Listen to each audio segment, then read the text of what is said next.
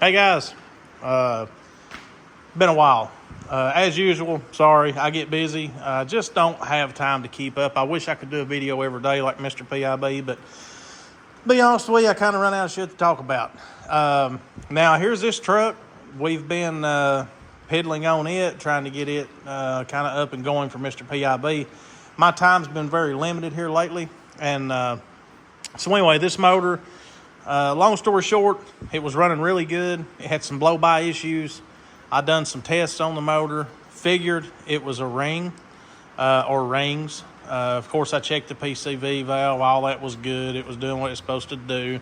Everything pointed to the rings. Now, we put new rings and rod bearings in it, started it up. It done good for a little bit. When I say a little bit, maybe 5 minutes. Started making a weird noise, maybe like a thrush bearing or something. And the motor seemed to be tightening up, and it was blowing oil again. So I'm not exactly sure what's going on with this motor. We're just going to chalk it off. We're either going to take it out, completely rebuild it. Of course, the bad thing with that, you're going to have to take the block to a machine shop, have them bore it. The motor should have been bored. The cylinder walls had a few little places on them. One may be bad. You know, sometimes you just can't see stuff with the naked eye. The motor definitely had a few rings lined up in it when we took it apart. But anyway, it is what it is, guys. We're just going to counter losses on this one. And you've probably seen this old ugly green Nova sitting over here. I bought this car down in Chattanooga. My floor is soaking wet where we pushed this stupid thing in here. So anyway, I bought the car in Chattanooga. I don't remember if this was a one-owner car or what. But I know they had it a long time. So here's some stuff I found in it. A road map from 85 and 86. So the car was, 11 years old there. It's a 74. And I found a little log of, I don't know if you can see that or not, changed oil and filter. Just some logs here. Of course, they didn't put the year. I wish they would have. But anyway, at any rate, it doesn't really matter. It looks like maybe the car was taken care of. Here's some old deposit slips or something. James Lamb. I don't know. Whole bunch of that kind of stuff in the car. But I'm pretty sure that the guy bought the car new. I don't know. I can't remember 100%. He either bought it new or fairly close to new. And they drove it for a long time, and he eventually bought a two-door super sport car. And I bought this from his daughter. I went down there and dug it out of their backyard. They had a pretty nice little two-door. Of course, this is not my favorite body style of Nova. I had one just like this. It was a 350 car. This one's a 307. So anyway, pretty complete car. This would make somebody a pretty cool little hot rod, drag car, whatever. You can see it's still wet. I actually pressure washed it off even out here in the freaking rain. I was soaking wet.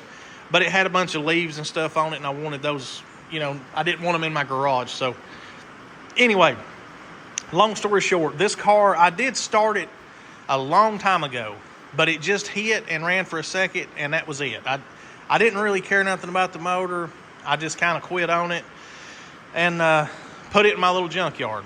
So anyway, here we are. It's in the garage. This is the first time this thing's been in the garage in a very long time.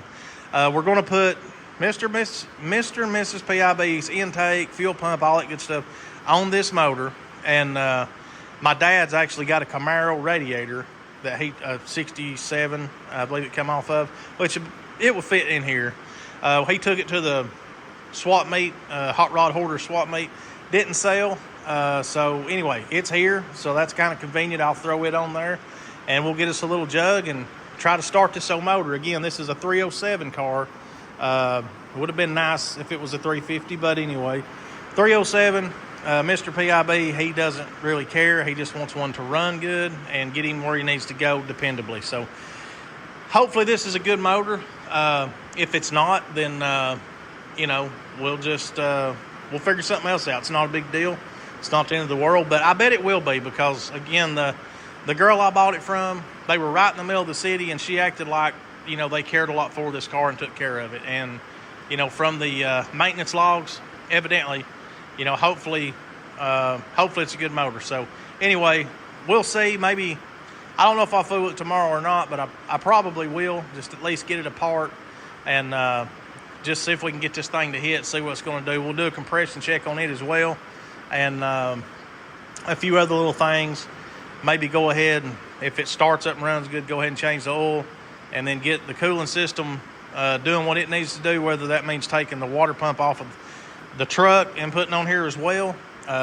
We want to make sure this motor is going to run and do exactly what it needs to do before we start pulling it out of this car. If it's a boat anchor, that's fine. We'll just put the car back where we got it from, and again, go a different direction. Guys, as always, I appreciate you watching. I do apologize that I just haven't had time to do these videos. I've had so much going on.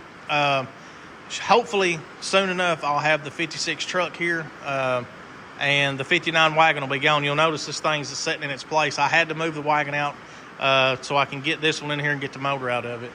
I've got stuff piled up everywhere for the truck. I have a lot of stuff to do this winter, so hopefully I can kind of pick it up on these videos. Maybe I can do a few how-to videos, maybe help some of y'all out. If there's anything I can help you with, let me know, guys.